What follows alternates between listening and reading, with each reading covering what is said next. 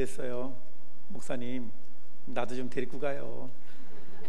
제가 학교에 있다 보니까 사실 목사님들이 이렇게 저렇게 성지 순례를 다니시거나 또는 종교개혁지를 다니시게 되면 교회를 이제 비우시게 되니까 설교를 이렇게 초청을 많이 해주실 때가 있는데, 사실은 저는 설교하고 싶은 마음은 별로 없고요. 저도 성지 순례도 좀 다녀보고 싶고, 또 제가 독일에서 공부를 했기 때문에 종교개혁지 누구보다도 잘 소개할 자신이 있거든요. 그래서 제가 절 좀 데리고 가라고 그랬더니 막 웃으시면서 다음에 뭐 언젠간 가겠지요. 네. 그 대신에 우리 부평 중부교회에 와서 사랑하는 성도님들을 만나게 된 것을 기쁘고 감사하게 생각을 합니다. 날씨가 많이 무덥죠. 그래서 밤잠을 이기가 쉽지 않은 아주 그런 여름인데, 우리 주님께서 생수가 되어주셔서 오늘 주님 전으로 발걸음을 향하신 귀한 성도님들 마음 가운데 은혜의 시간이 되시기를 간절히 주님의 이름으로 축원합니다. 사도 바울은 우리가 잘 알고 있는 것처럼 여러 가지 면에서 복받은 사람이에요. 태어날 때 좋은 집안 가문에서 태어났고요, 또 자라면서 훌륭한 교육의 기회를 가지고 있었던 사람입니다. 또한 개인적인 성품으로 놓고 보더라도 아마 열심히 있었던 사람 같아요. 그래서 사도 바울은 자신만만하게 나는 율법에 흠이 없는 자다, 이렇게까지 말한 사람이에요. 그러니 자라난 환경이라든지 또는 좋은 교육 여건이라든지 또는 본인 자신의 의지적인 거라든지 한 걸음 더 나아가서 사도 바울은 로마의 시민권을 가지고 있었다, 그렇게 성경이 이야기해 주는데, 당시에 로마인이 아닌 사람이 로마의 시민권을 가지려면 둘 중에 하나여야만 합니다. 하나는 로마 제국에 커다란 공을 세워서 시민권을 획득하거나, 아니면 돈이 많아서 시민권을 구입해야 하는 경우예요. 그렇게 따져놓고 본다면 사도 바울이 공을 세운 적은 없으므로 우리는 당연히 그 집안이, 사도 바울의 그 집안이 어느 정도는 부유하고 넉넉한 집안이었을 거라는 사실을 짐작할 수 있겠습니다. 이런 여러 가지 부분을 다 살펴본다면 사도 바울은 사실 조금은 좀 여유 있고, 그리고 또 여러 가지 면에서 뛰어난 그와 같은 인물이라고 하는 사실을 우리는 발견하게 됩니다. 그런 그에게도 상처가 있었다는 것이지요.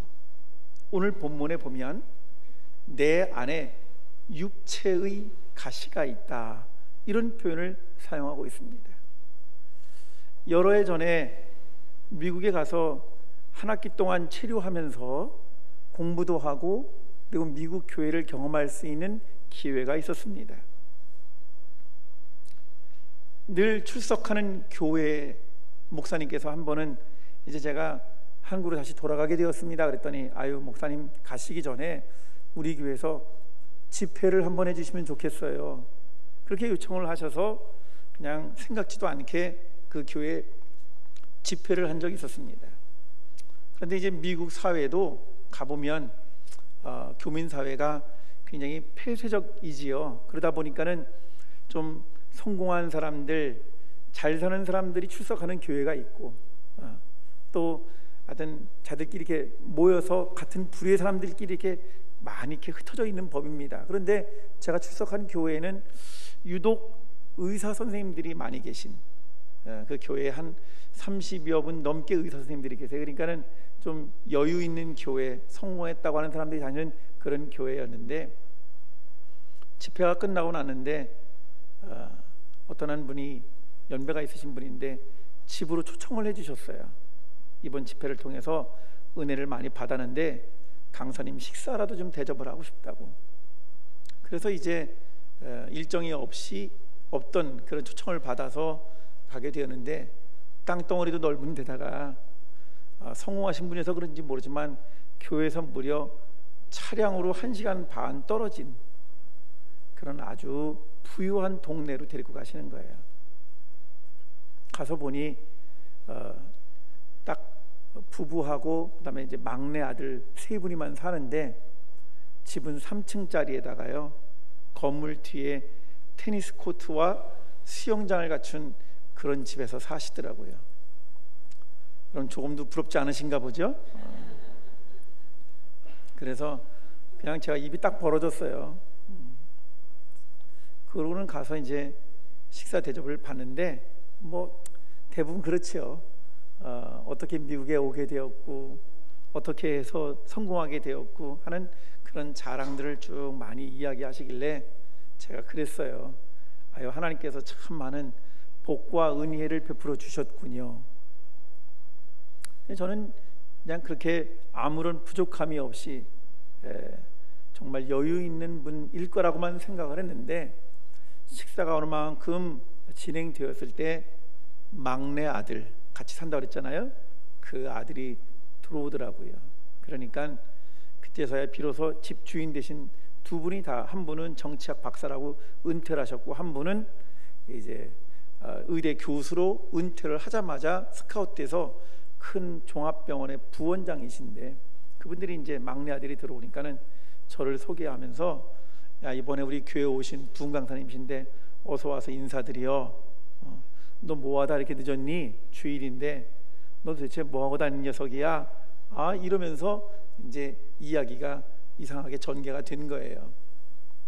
알고 보니 아들만 셋이신데, 큰아들 하버드 대학을 나와서 홍콩에서 사업을 잘하고 있답니다. 둘째 아들 아이비리그 의대 나와서 같이 의사인 여자를 만나서 콜롬비아 대학교에 두 사람이 의대 교수래요. 그리고 막내 아들만 제일 못났대요. 장가도 못 가고. 그런데 그 아들이 나중에 어디 나왔냐고 물어봤더니 뉴욕 대학교 법대를 나온 변호사래요. 그러면서 형들은 아이비리그를 나왔는데 셋째는 뉴욕대밖에 못 나왔다고 그러더라고요. 별로 감이 안 오시죠? 제가 오늘 좀 천천히 설교할 테니까 잘 들어보셔야 돼요. 그래서 제가 기분이 참 상했어요. 세상에 자랑도 이렇게 하는구나. 그런데 전 자랑하는 줄 아는데, 실제로 이 그러니까 부모님은 그 아직 결혼을 못한 막내에 대한 이 뭡니까, 열등감이 있는 거예요. 내 자식인데 부모도 다르게 성공했고 형들도 잘 나가는데 왜 저 녀석만 저렇게 장가도 못 가고 좋은 대학도 못 나왔고. 이게 진짜더라고요. 저는 그냥 자랑한 줄 알았는데 이 얘기를 하다 보니까, 그러다가 이상하게 대화가 꼬이기 시작을 하면서, 그러면서 부부간에 언쟁이 높아지기 시작을 했어요. 아니, 강사를 불러다가 식사를 대접을 잘하고 당신들이 어떻게 미국에 와서 성공했는지, 그 다음에 자녀들에 대한 이야기를 하더니 갑자기 이 두 부간에 서로 말이 높아지면서 서로 당신은 뭐가 잘났냐, 당신 말 좀 그만해, 이렇게 이야기가 돌아가니 참석했던 저와 저를 불러주었던 목사님 네 분이 너무나 난감하게 되었지요. 그 이야기를 주고받는 가운데 제가 시간이 없으니까 간단하게 말씀을 드리자면, 이분들이 미국 사회에서 성공하고 무진 노력한 것은 사실이지만, 저 어렸을 적부터 내면에 있었던 상처와 열등감은 아무리 세상적으로 성공한 것처럼 비춰진다 하더라도 해결되지 못한 상태였다는 것만 말씀드리고 싶습니다.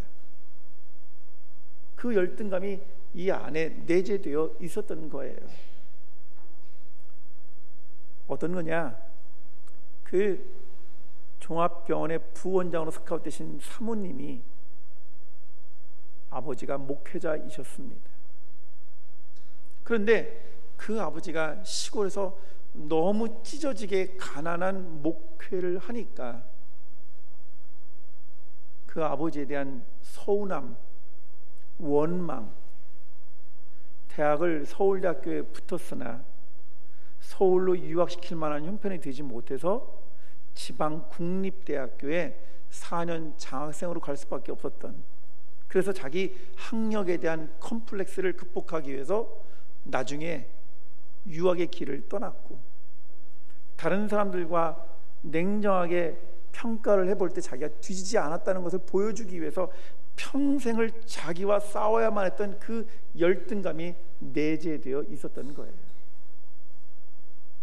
그게 누구한테 폭발하는 거냐면 막내 아들한테 폭발하는 겁니다.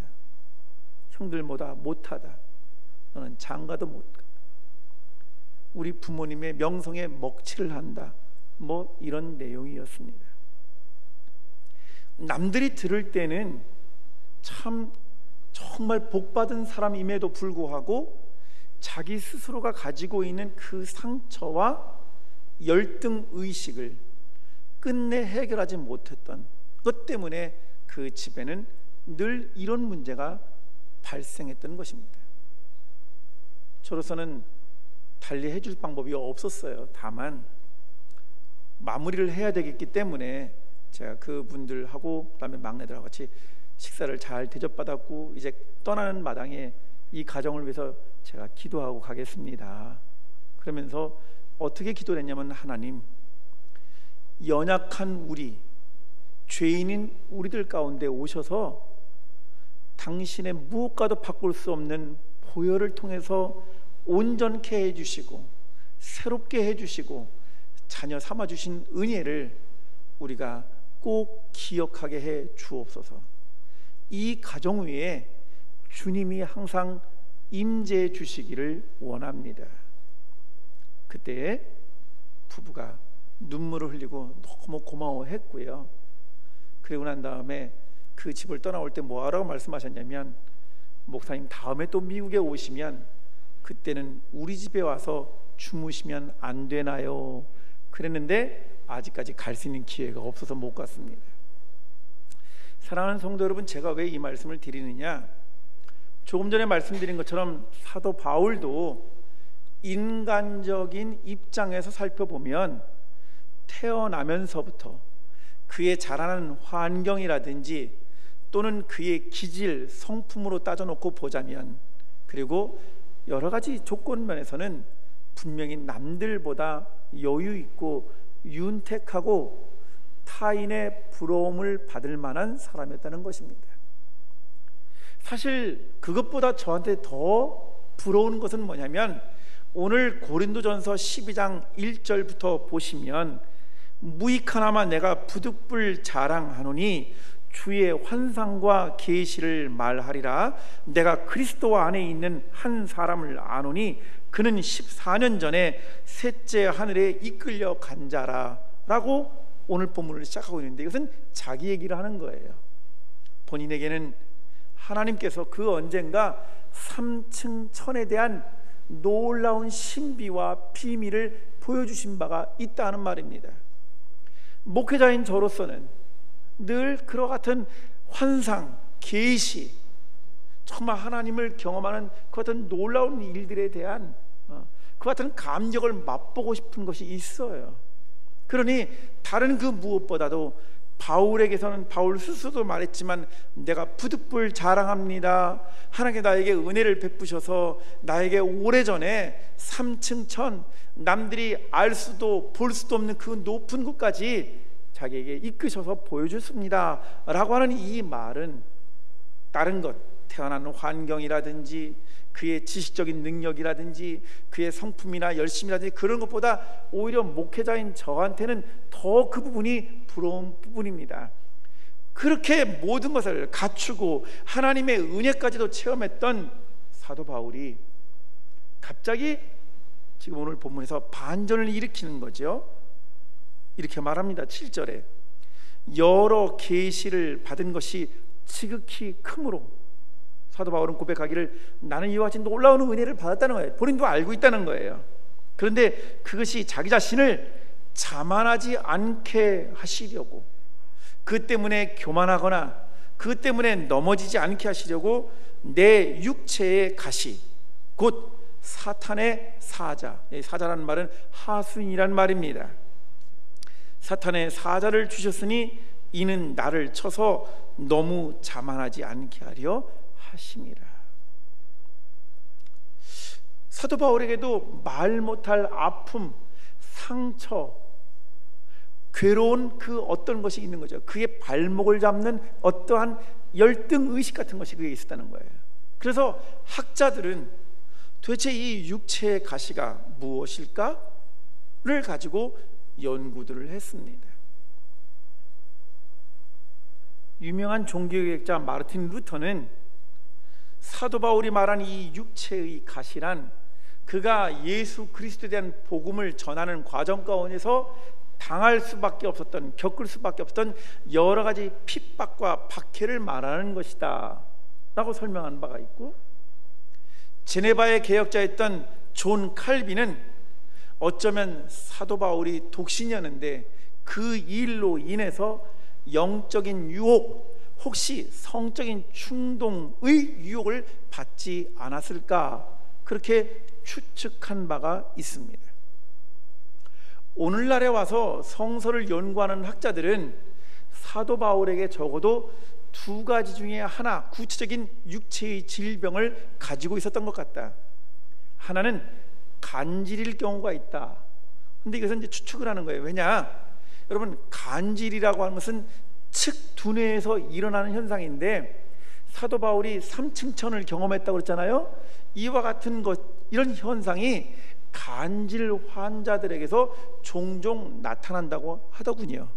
따라서 현대 어떤 학자들, 즉 의학적인 것을 접목해서 주장하는 사람들은 아마도 사도 바울에게 간질 증세가 있지 않았었을까라고 추측하는 사람이 있고, 또 어떤 이들은 성경 말씀에 빗대어서 사도 바울은 안질에 문제가 있었던 것 같다. 왜? 갈라디아서 4장 13절 이하에 이렇게 나와 있기 때문에 그렇습니다. 그리고 여러분이 아시는 바와 같이 내가 여러분에게 처음으로 복음을 전하게 된 것은 내 육체가 병든 것이 그 계기가 되었습니다. 그리고 내 몸에는 여러분에게 시험이 될 만한 것이 있는데도 불구하고 여러분은 나를 멸시하지도 않고 외면하지도 않았습니다. 여러분들은 나를 하나님의 천사와 같이 그리스도 예수와 같이 영접해 주었습니다. 그런데 여러분의 그 감격이 지금은 어디에 있습니까? 나는 여러분에게 증언합니다. 여러분은 할 수만 있었다면 여러분의 눈이라도 빼어서 내게 주었을 것입니다. 이 부분을 문자적으로 해석했던 현대의 학자들은 아하, 눈에 대한 이야기가 나오는 것을 보니까 아마 사도 바울이 안질, 이 안과 쪽 부분에 어디 문제가 있지 않았을까라고 추측하는 사람들이 있습니다. 그런데 실은 우리는 어떠한 경우 정확히 알 수가 없습니다. 왜냐하면 여러분들이 나를 사랑하셔서 얼마나 사랑하냐면 여러분들의 눈이라도 빼어줄 정도라고 말했을 때 그것은 꼭 눈만 말하는 것은 아닙니다. 왜냐? 우리 정서에 손주들 예쁘지요? 자식들 예쁘면 뭐라고 말합니까? 눈에 넣어도 아프지 않을 자식이라는 말을 사용합니다. 그 말은 무슨 말이죠? 그만큼 사랑한다고 할 때 사용하는 표현이니까 사도 바울이 여러분들의 눈이라도 빼어주었을 것입니다 라는 말은 내가 그 정도로 여러분들의 사랑을 받습니다 라는 뜻이지 꼭 안과와 연관된 부분은 아닐 것이다, 이렇게 반론도 있습니다. 그래서 엄밀하게 말씀을 드리자면 실은 사도 바울이 말하는 육체의 가시가 무엇일지 우리는 이렇게 저렇게 상상을 해볼 수 있습니다만 정확하게 딱 집어서 무엇이라고 말하기가 곤란합니다.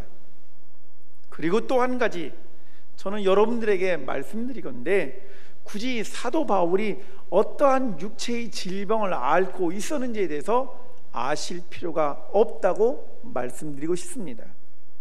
왜냐하면 만약 우리가 사도 바울이 말하는 육체의 가시를 정확하게, 다시 말하면 그의 병명을 정확히 알고 있다면 어쩌면 그와 같은 것 때문에 고통받는 사람들에게는 아이고 나도 은혜 받을 수 있겠네 라고 될지 모르지만, 나하고 상관이 없는 사람들은 자칫 잘못하면 그 육체의 가시를 소홀하게 생각하기 쉬울 것이기 때문에 그렇습니다. 무슨 말인지 이해하셨나요? 여러분, 저를 아직까지 저를 좀 눈치를 보고 계시는 거죠? 이게 목사님 설교 스타일하고 강사 설교 스타일하고 다르기 때문에 적응하는 시간이 필요하세요. 그러니까는 제가 그래서 길게 할지 모른다고 말씀을 드렸습니다. 저는 제가 말씀드리려고 하는 의도는 우리가 사도 바울의 육체의 가시가 정확히 무엇인지 몰라도 상관이 없다. 다만 중요한 사실은 사도 바울이 말한 이 여러 가지 표현들을 놓고 보자면 사도 바울에게 이 육체의 가시는 매우 심각하고 자기 자신에게는 드러내놓기가 쉽지 않은 깊은 상처와 아픔이었다는 것이 분명하다는 사실입니다. 사도 바울은 그것 때문에 예수님을 믿게 된 계기도 되었다고 했고, 그것 때문에 복음 사역을 증거하는데 많은 장애물이 있었다고 언급하고 있기 때문에 그렇습니다. 우리는 온전한 것, 건강한 것만 생각을 하지만 사도 바울에게는 엄밀하게 따지면 연약함, 부족함, 모자람, 그러한 상태에서 복음을 전하고 있었다는 거예요. 따라서 저는 사도 바울이 말한 육체의 가시란 단지 신체적인 경우에 국한되는 것이 아니라고 말씀드리고 싶습니다. 여러분, 그렇게 따져놓고 보면 우리는 모두가 다 온전하고 건강한 사람들입니까? 천만의 말씀입니다. 우리 안에도 죄성과 연약함으로 가득 차 있다고 하는 사실을 고백하지 않을 수 없을 것입니다. 육체적 질병만 질병이 아닙니다. 정신적 증상 혹은 가정과 이웃과의 관계성에서의 문제, 성격적인 결함 등 우리 안에는 수없이 많은 상처와 연약함이 있고요, 그것 때문에 신앙생활하는데도 어려움이 있지만 타인과 더불어 살아가는데도 많은 어려움이 있는 것이 사실이 아닙니까? 학교에 있다 보면 때로는 하나님의 종이 되겠다고 찾아오는 사람들 가운데 참 성품도 밝고 열심도 있고 노력하는 사람들도 있는가 하면 낙담하고 의기소침하고, 제가 보기에도 아유 왜 신학교에 왔을까, 저 사람 무슨 의도를 가지고 왔지? 라고 제 스스로가 의구심이 들 만한 그러한 학생들도 상당히 많습니다. 모두가 다 건강하지 않아요. 겉으로 보기에 근사하고 잘 나가는 것 같아도 따져놓고 보면 정신 상태가 문제가 있거나 성격적 결함 때문에 그 옆에 다가가기가 싫은 사람들이 우리 주변에는 비일비재합니다. 교회 안에는 사랑과 은혜만 넘칩니까? 천만의 말씀입니다. 부평 중부교회는 그렇지 않겠습니다만 어떤 교회는 가보면 이렇게 말하는 사람들이 있습니다. 목사님도 좋고 다 교회도 좋은데 아이 저 인간만 아니었으면 교회 다니기 참 편할 텐데 라는 교회도 있더라고요. 왜 아멘을 안 하세요? 부평 중부교회는 안 그렇다고 제가 말씀드렸잖아. 지금 남의 교회 얘기하는 건데 뭐 찔리는 게 있으십니까?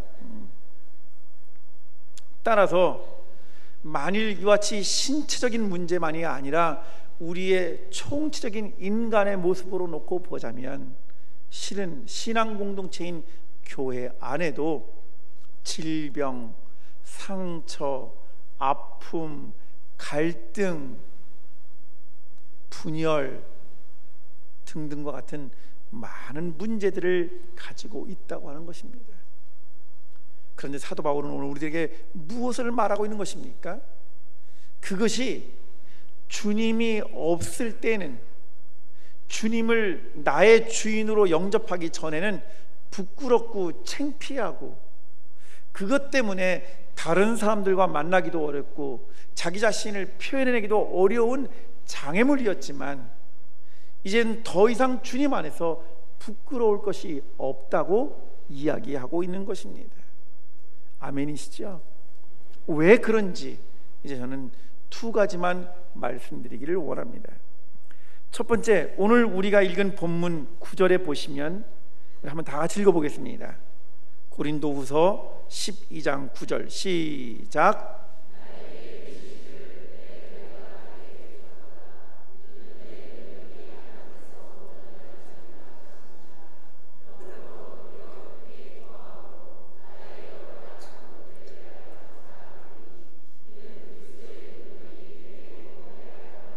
아멘.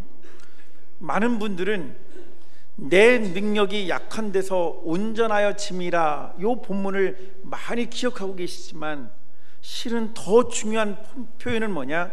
이는 그리스도의 능력이 내게 머물게 하려 함이라 라는 말 가운데 액센트가 있다고 하는 사실이에요.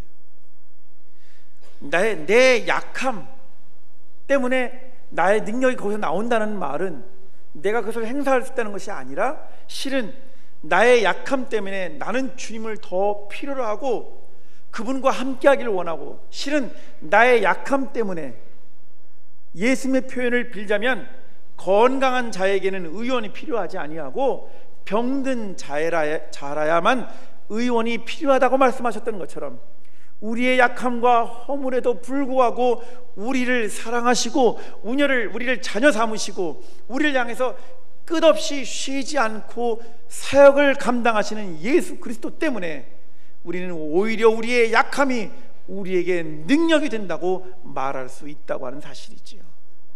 그래서 사도 바울은 말하기를, 내 약함이 바로 그리스도의 능력으로 하여금 내게 머물 수 있게 하는 원동력이다라고 선언하고 있는 것입니다. 이 말을 달리 표현하자면, 육체의 가시란 우리로 하여금 하나님과 더 깊은 관계를 맺도록 도와준다는 거예요. 나의 연약함과 상처 때문에 하나님은 우리를 더욱더 귀하게 여겨주시고 더 깊이 사랑해 주신다는 거예요. 저도 딸이 둘이 있습니다. 엄마 뱃속을 통과해 나왔는데 생긴 것도 다르고 성격도 달라요. 큰아이는 자라면서 한 번도 야 이래라 저래라 그렇게 한 적이 없습니다.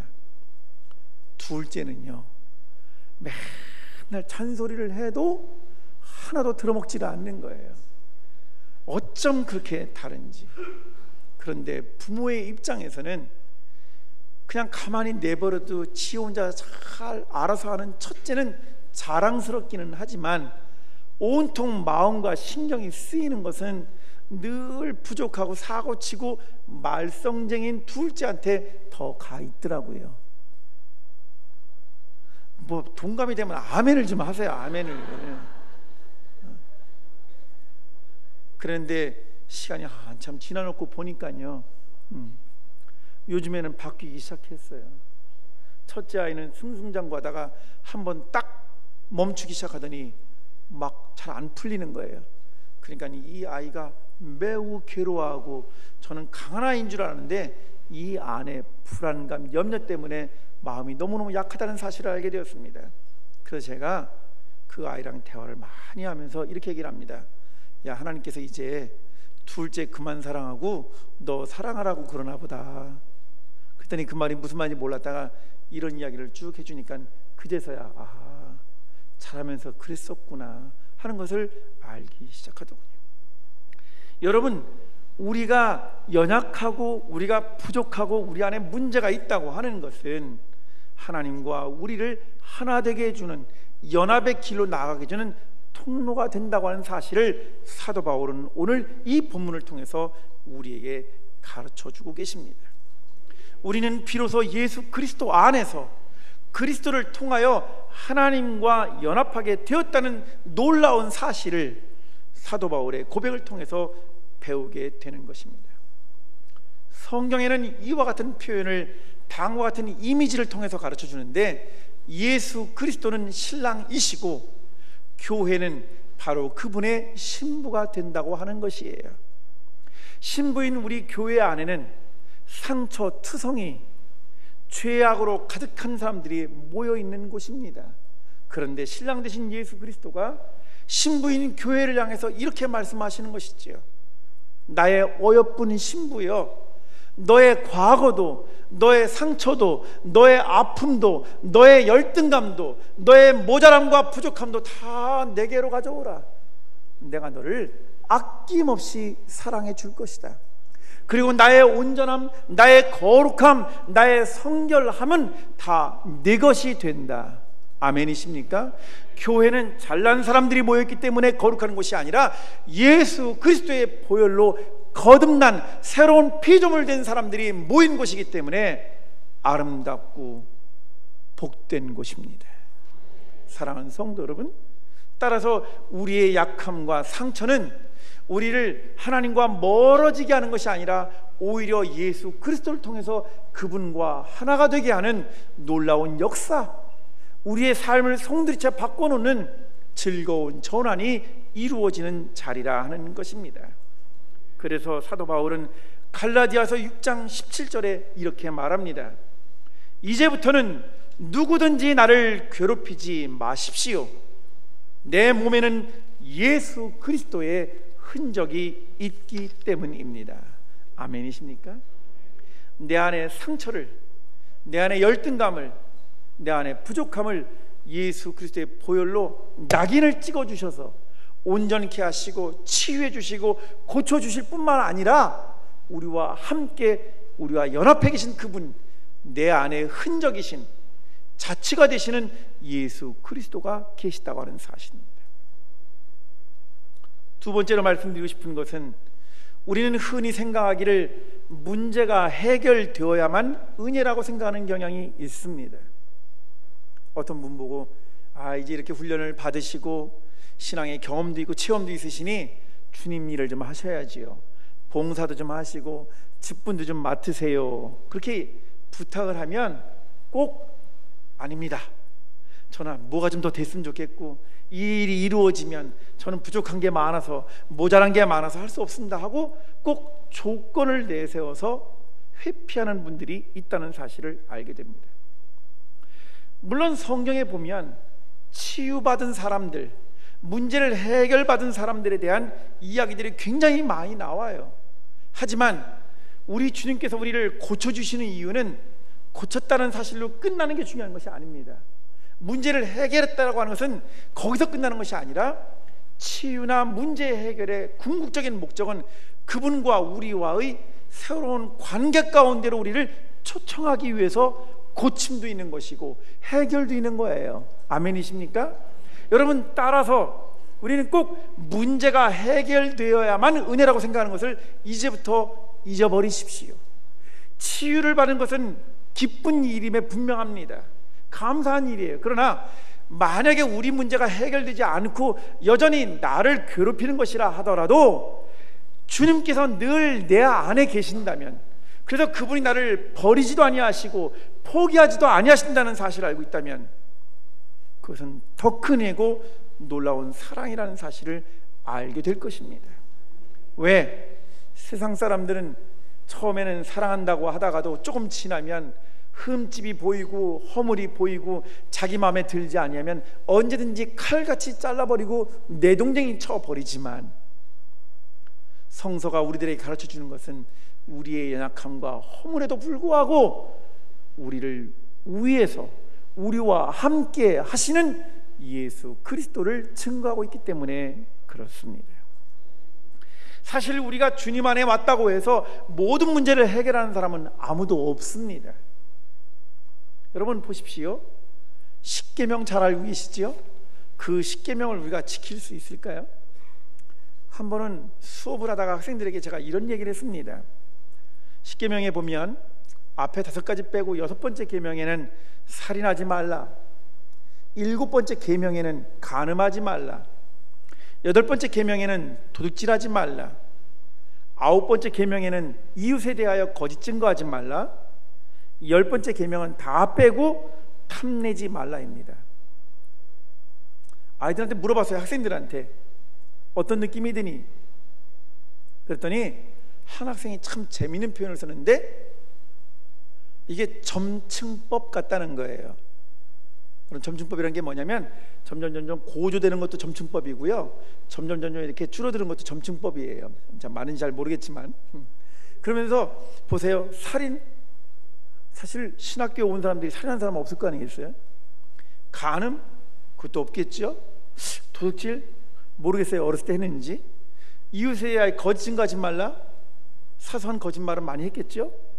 그런데 제 10번째 계명은 탐내지 말라는 것은 앞에 것보다 훨씬 적은 겁니다. 그죠? 그러니까 갈수록 줄어드는 거잖아요. 그런데 제 개인적인 생각으로는 살인, 간음, 도적질, 거짓 증거보다 탐내지 말라는 말이 더 무서운 말 같습니다. 왜 그럴까요? 앞에 것은 일어난 행위예요. 발생한 사건입니다. 반면에 10번째 계명은 뭐죠? 아직 바깥으로 드러나지 않은 상태이기 때문에 남이 알 수 없어요. 그렇죠? 저질러진 일이 아닙니다. 남을 탐내고 있는 것은. 제가 혼자 여기서 앉아서 아우 저분 부자 같은데 저분하고 친구가 되면 내가 오늘 점심 맛있는 거 얻어먹지 않을까? 이거를 알겠어요? 모르겠어요. 어떤 분이 예쁜 분이 앉아 계시면 아우 정말 예쁘다, 저런 사람하고 한번 살아보면 어떨까? 이런 걸 여러분들이 알겠어요? 모르겠어요? 모르셔요.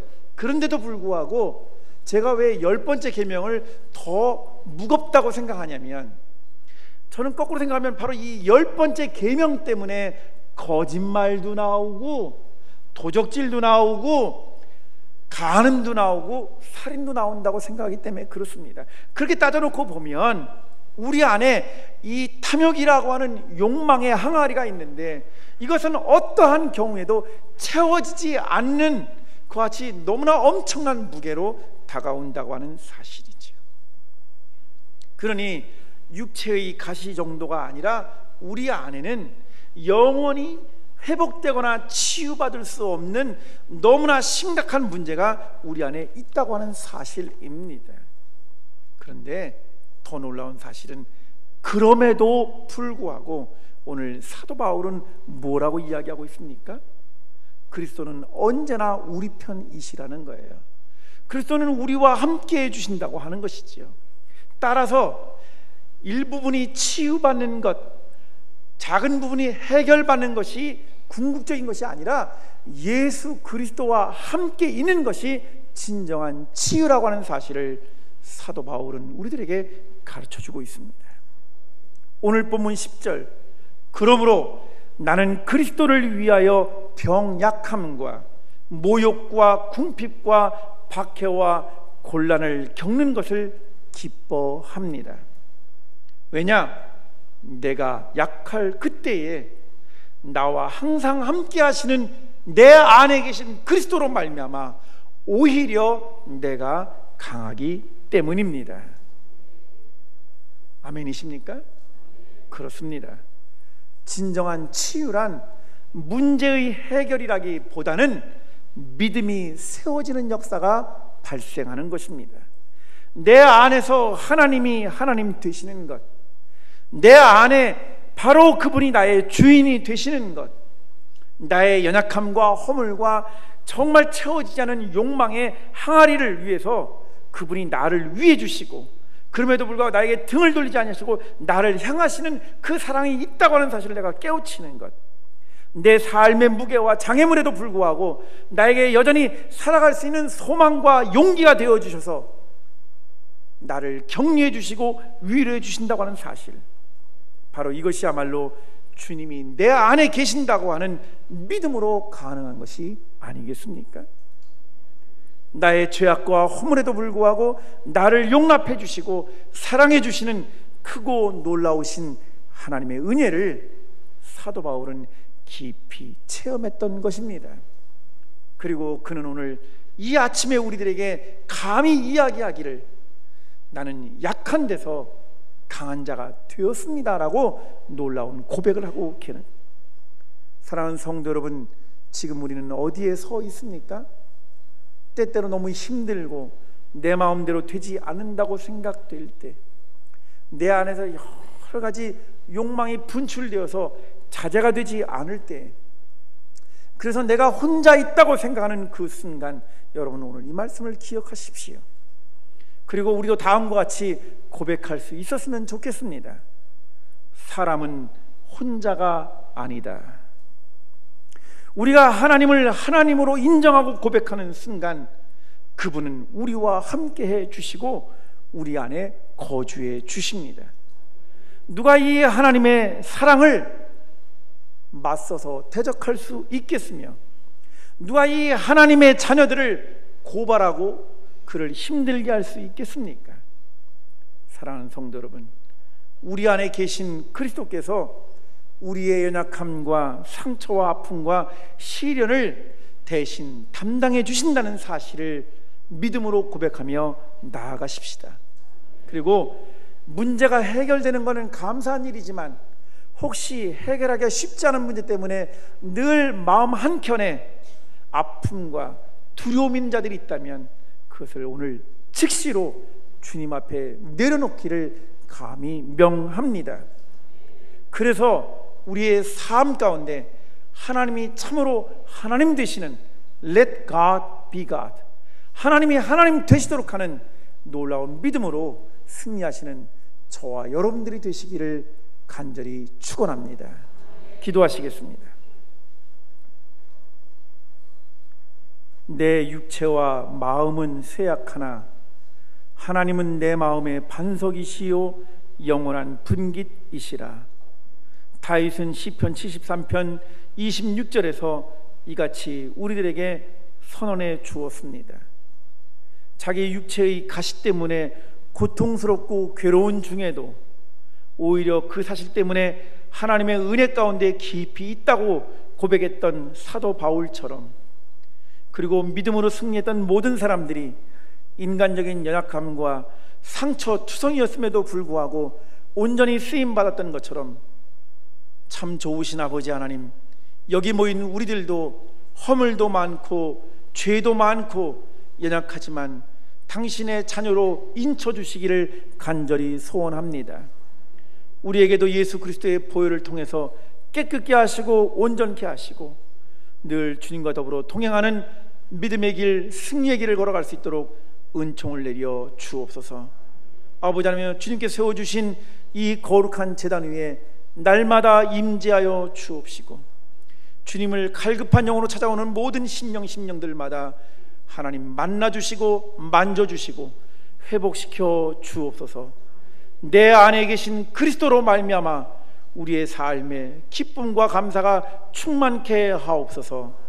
우리 주 예수 그리스도의 이름으로 간절히 기도드리옵나이다. 아멘.